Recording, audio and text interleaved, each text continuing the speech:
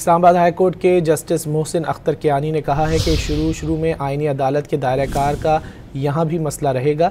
नई तरमीम को समझने और अमल दरामद करने में थोड़ा वक्त लगेगा। पुलिस तफ्तीश और इखराज मुकदमा के केस के दौरान जस्टिस मोहसिन अख्तर कियानी ने रिमार्क्स दिए कि दुनिया में जहाँ जहाँ आईनी अदालत कायम है वहाँ इब्तिदा में दायरा इख्तियार का मसला दरपेश रहता है। शुरू में आईनी अदालत के दायरा कार का यहाँ भी मसला रहेगा।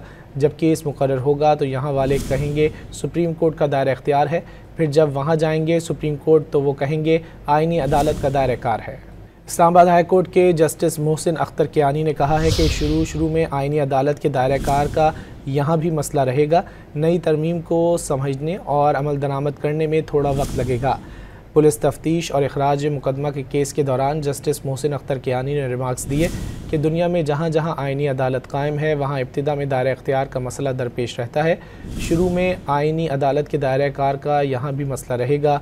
जब केस मुकर्रर होगा तो यहाँ वाले कहेंगे सुप्रीम कोर्ट का दायरा इख्तियार है, फिर जब वहाँ जाएंगे सुप्रीम कोर्ट तो वो कहेंगे आईनी अदालत का दायरा कार है।